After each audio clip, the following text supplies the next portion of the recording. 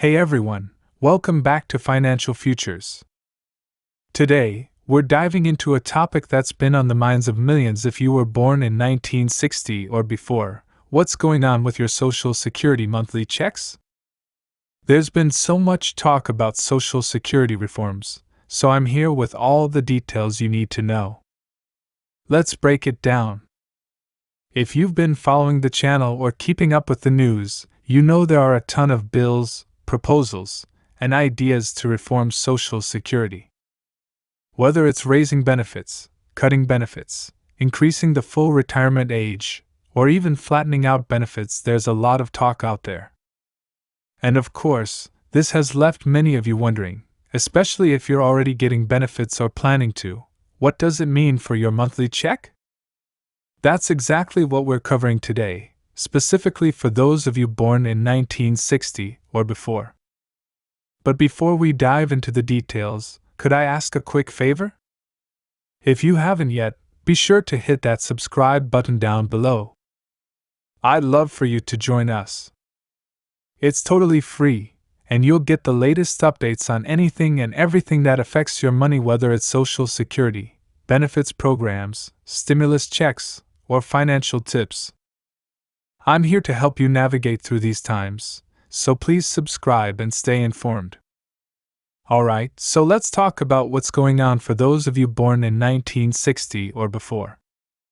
Right now, the full retirement age for those born in 1960 is set at 67. But with all the proposals out there, we're hearing talks about raising the full retirement age to 68, 69, or even 70. I know, it sounds daunting, but if you were born in 1960 or before, here's the good news: you're likely in the clear when it comes to these changes. You see, most of these changes would apply to those born after 1960. If you're already receiving benefits or will soon, you shouldn't see any disruption to your benefits, or when you can start claiming them. They're not talking about shifting your full retirement age at this point, so breathe a little easier knowing that. But for those born after 1960, you'll likely face changes to when you can start claiming full benefits. Now, let's say the government decides to raise the full retirement age to 69 or 70, what happens then? Well, for anyone born after 1960, this is where it starts to get tricky. Your full retirement age will likely increase by increments of 2 months for every year after 1961. So, for example, if you were born in 1961, your full retirement age could be pushed to 67 and 2 months. If you were born in 1962, it might be 67 and 4 months, and so on, until it potentially hits 70 for those born further out. But if you're in the 1960 or before group, your retirement age won't be impacted. No delays, no reduction in benefits due to these reforms. That's why I wanted to highlight this specific group in today's video, because you're in a good spot compared to others who may have to wait longer to collect full benefits. We've got a lot of uncertainty with Social Security reforms right now, but one thing seems clear: if you were born in 1960 or earlier, you're probably not going to be affected by the potential changes. For those born in 1961 or after, we're keeping a close watch on whether the full retirement age gets pushed out further. If that happens, we'll cover it in detail here, so be sure to stay tuned. Let's jump into our next topic. If you're serious about investing and building wealth for the long run, today I've got something super valuable for you.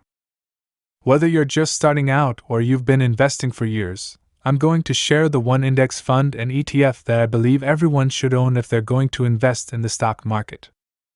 But first, let's talk about why this approach is a game changer.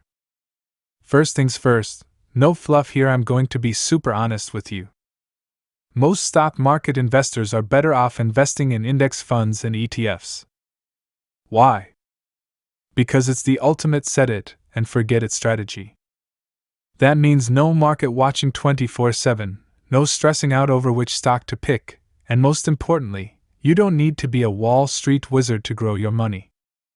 Even the legendary Warren Buffett agrees. Here's a quick story.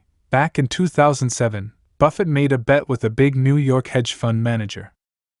He bet that over 10 years, an S&P 500 index fund would outperform 5 hand-picked hedge funds.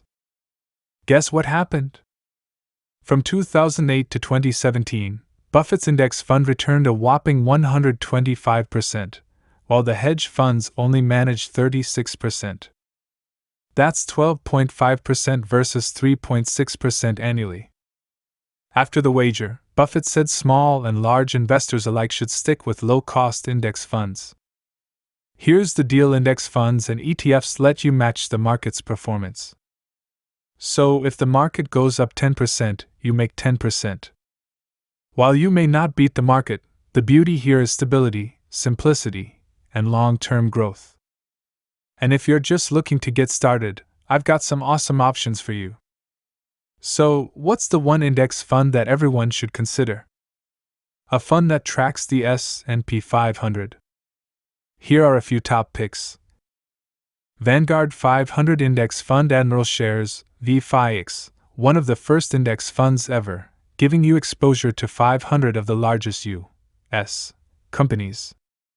Fidelity 500 Index Fund, FXAIX, no minimum investment, making it accessible to all investors. Schwab S&P 500 Index Fund, SWPPX, one of the cheapest S&P 500 funds out there with no minimum investment.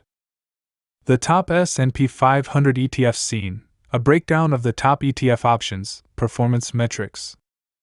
If your brokerage doesn't offer index funds, don't worry, you can still invest in ETFs. Here are the top S&P 500 ETFs.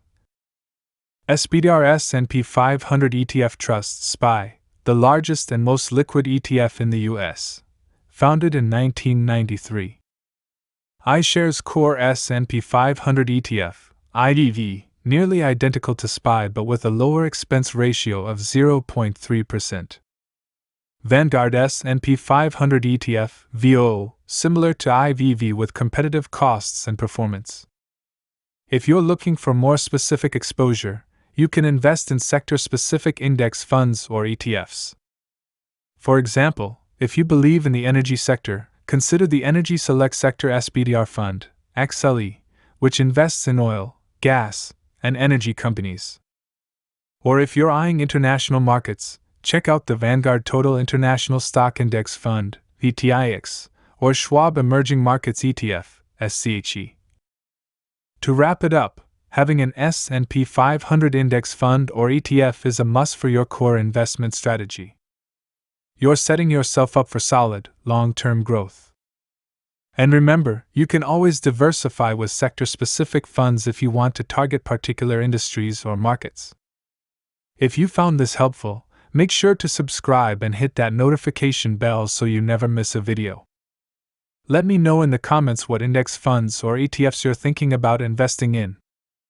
Thanks for watching, and I'll see you in the next video. Take care.